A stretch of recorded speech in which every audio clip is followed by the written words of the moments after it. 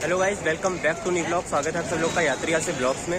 और गाइस, आज हम जाने वाले हैं मिर्ज़ा गालिब की हवेली, जो कि चांदनी चौक के पास है। और अभी मैं खड़ा हूँ चांदनी चौक पे, और इस साइड जो आप मेरे पीछे देख रहे हैं, ये है रास्ता जहाँ पे मिर्ज़ा गालिब की हवेली पे वो रास्ता जाता है। तो चलिए चलते हैं।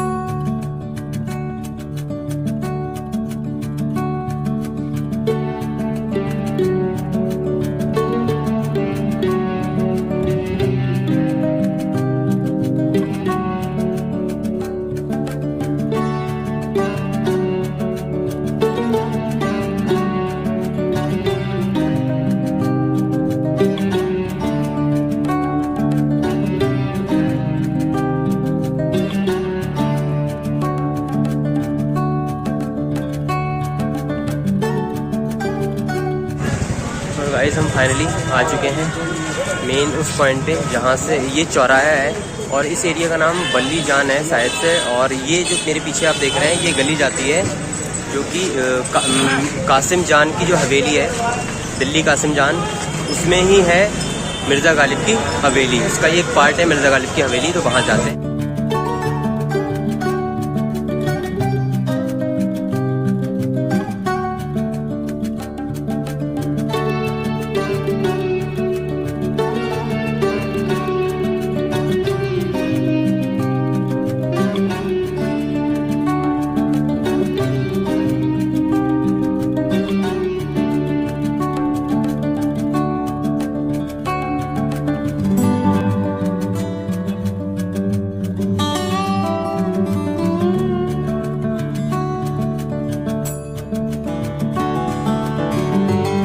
तो दोस्तों, हम फाइनली आ चुके हैं दिल्ली कासिम जान हवेली पे, जिसमें है मिर्ज़ा गालिब की स्मारक, या फिर कह सकते हैं मिर्ज़ा गालिब की हवेली है जो।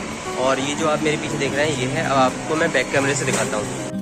दोस्तों, ये है वो इमारत जिसको हम मिर्ज़ा गालिब की यहाँ पे हवेली है। और अंदर घुसते ही आपको सबसे पहले ये देखने को मिलेगा, आप ये देख सकते हैं, मिर्ज़ा गालिब बहुत बड़े शायर थे। अगर वो इंग्लिश में लिखते, यहाँ पे लिखा हुआ है, अगर वो इंग्लिश में लिखते तो वो अब तक के टाइम के सबसे बड़े शायर होते हैं। और यहाँ की खुलने की टाइमिंग आप देख सकते हैं, ये है 11 से 6। और जो गेजेटेड हॉलीडेज होती हैं उनको बंद रहता है, और मंडे को बंद रहता है। और बाकी मेरे पीछे साइड आप देख सकते हैं, ये है गवर्नमेंट ऑफ इंडिया इसको ओन करता है, ये है। और यहाँ से आप लेंगे एंट्री, जहाँ से मैंने एंट्री ली है। अब चलते हैं अंदर की तरफ। और दोस्तों, अंदर आते ही सबसे पहले आपको ये मिर्ज़ा गालिब की एक मूर्ति टाइप कह सकते हैं, ये देखने को मिलेगी। और उनके द्वारा ये लिखी गई किताब, शायद उनके ही द्वारा लिखी गई किताब है ये। और साथ ही साथ ये उनके कपड़े भी आपको देखने को मिलेंगे, ये आप देख सकते हैं, ये है उनके कपड़े शायद से। और एक किताब यहाँ पे भी है जिसमें वो लिखा करते थे। और आप देख भी सकते हैं, काफ़ी टाइम पुरानी भी लग रही है। यहाँ पे बहुत सारी ये कालापन हो गया है, क्योंकि ये काफ़ी टाइम से यहाँ पे रखी हुई है शायद। पर अभी तो इन लोगों ने प्रिजर्व करके रखा है। और साथ ही साथ जब आप इस साइड देखेंगे तो मिर्ज़ा गालिब की जो पत्नी थी, उनका नाम था उमराव बेगम, जिससे वे बहुत ज़्यादा मोहब्बत करते थे। और दोस्तों, जब मिर्ज़ा गालिब की शादी हुई थी तो उस टाइम पे उमराव बेगम मतलब उनकी पत्नी जो थी, उनकी उम्र थी 12 साल, और मिर्ज़ा गालिब की उम्र थी 13 साल। आप यहाँ पे पढ़ सकते हैं, 13 वर्ष के थे जब उनकी शादी हो गई थी। शादी के बाद उमराव बेगम से उनके 7 बच्चे थे। और दुख की बात यह है कि 7 के 7 बच्चे नहीं जी पाए, और सभी बच्चों का मतलब देहांत हो गया, वो मृत्यु हो गई। और यही वजह थी जो कि बहुत ही ज़्यादा उनकी शायरी में दर्द था। आप यहाँ पे देख सकते हैं, ये उनकी सारी जीवन गाथा लिखी हुई है। और गाइस, आप देख सकते हैं, पूछते हैं कि गालिब कौन है, कोई बतलाओ कि हम बताएं क्या। आप देख सकते हैं, ये है गालिब का मुरादाबाद का जो घर है, निवास। और ये है बनारस में, और ये रामपुर में है, ये वाला घर रामपुर में है इनका। और इस साइड भी इनकी बहुत सारी निवास दिए हुए हैं, ये आप देख सकते हो। ये है आगरा का निवास इनका, और ये उनका आंगन है आगरा का, कोर्टयार्ड। और ये भी आगरा का बाहर साइड का व्यू है उनके घर के। और यहाँ पे उनकी बहुत सारी शायरी यहाँ पे लिखी हुई है, आप ऊपर पढ़ सकते हो। कोई वीरानी सी वीरानी है, दस्त को देख के घर याद आया। वाह वाह। और दोस्तों, एक इसका पार्ट इस साइड भी है, और कुछ इसका हिस्सा जो है हवेली का, वो लोगों ने मतलब कैप्चर कर रखा है, और यहाँ पे काम वाम भी होता है उस साइड में। फ़िलहाल तो अभी मैं आपको कुछ उनके ऐतिहासिक जो चीज़ें थी वो दिखाता हूँ। यहाँ पे आप जो मेरे पीछे देख रहे हैं, ये है उनका मेकअप बॉक्स, और ये मेकअप बॉक्स है जिसको वो इस्तेमाल करते थे मेकअप वगैरह करने के लिए, जो भी थोड़ा बहुत करते थे। और बाकी उनकी बहुत ही फेमस शायरी बताता हूँ। ये इसके लिए, ये जो मेरे पीछे शायरी देख रहे हैं, ये बहुत ही फेमस शायरी है उनकी। उनने ये शायरी तब बोली थी जब उनके पास पैसा खाने को भी नहीं था, पर उनका नाम बहुत बड़ा था। मैं आपको दिखाता हूँ वो कौन सी। उग रहा दरो दीवार पे सब्जा गालिब, हम बयां में हैं और घर में बाहर आई है। उनका कहने का मतलब यही था कि पूरे हर जगह में मेरा नाम हो रहा है, पर उसके बावजूद मेरे पास खाने को पैसे भी नहीं। और ये भी उनके कुछ शायरी हैं। तेरे वादे पर जिए हम तो ये जान झूठा जाना, कि खुशी से मर जाते अगर एतबार होता। समझ में नहीं आएंगी क्योंकि हम नई पीढ़ी के हैं। और ये है उनका फैमिली ट्री, मतलब उनकी कैसे पैदाइश हुई, उनके बाप दादा जो भी पूर्वज थे। और ये हैं हमारे गालिब, यहाँ पैदा हुए थे 1797 में पैदा हुए थे, और 1869 में उनकी डेथ हो गई।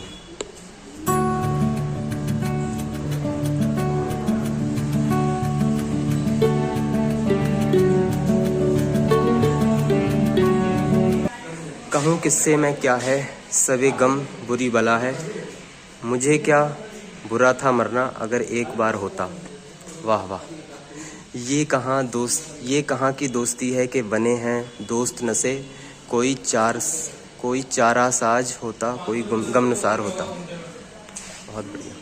और दोस्तों, जैसे कि मैंने आपको बताया कि उनके 7 बच्चे थे, और ये उनकी ज़िंदगी का सबसे बड़ा गम था, जिसकी वजह से वो मतलब नशे की तरफ भी बढ़ गए थे, मतलब नशा वगैरह भी करने लगे थे। और इसीलिए 7 बच्चे उनके नहीं थे, मर गए थे। उसी की वजह से उनकी शायरी में बहुत ज़्यादा गम था। शायरी उनकी इतनी ज़्यादा गमगीन होती थी कि मतलब अच्छे तरीके से फॉलो करने लगे। ये है उनकी कुछ पंक्तियाँ, उन्होंने जो भी लिखा था काव्य से, उनकी ये पंक्तियाँ हैं, ये उनके द्वारा लिखा गया है। और ये है उनकी एक मूर्ति।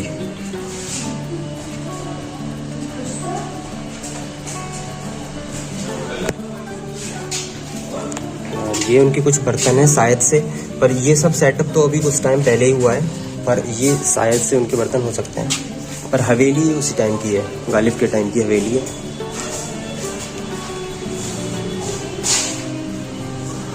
आप यहाँ पे देख सकते हैं, ना था कुछ तो खुदा था, कुछ ना होता तो खुदा होता, डबोया मुझको होने ने, ना होता तो मैं क्या होता। वाह, ये बहुत अच्छी बात है।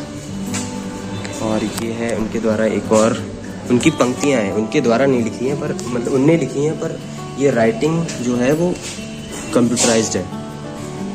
पर उनकी ये सारे कविताएँ हैं। और ये हैं कुछ किताबें यहाँ पे रखी हुई।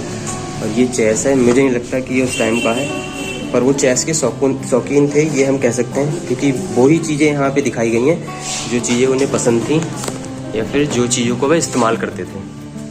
और यहाँ पे ये भी कुछ है, इसको देखते हैं कि ये क्या है।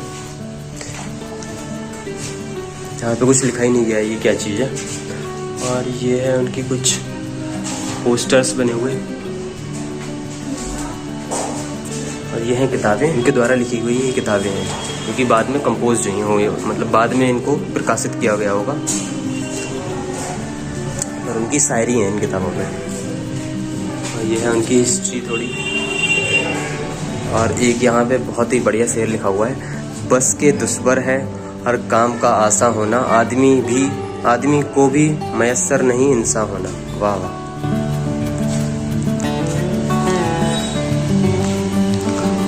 ये है उनकी हवेली।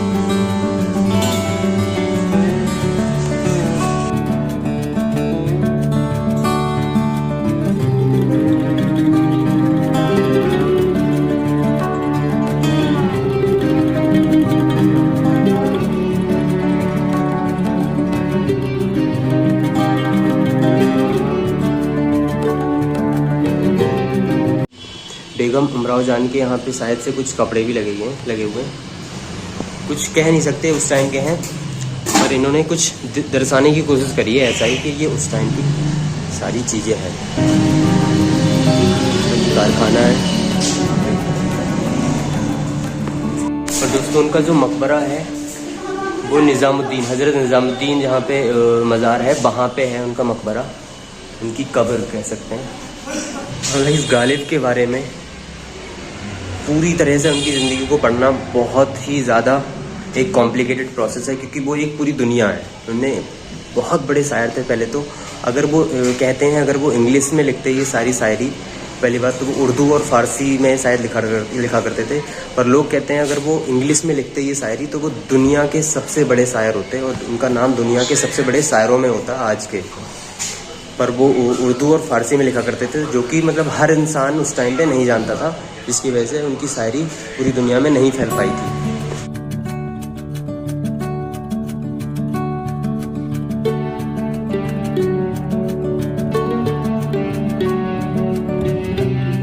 दोस्तों ये रखा हुआ है हुक्का।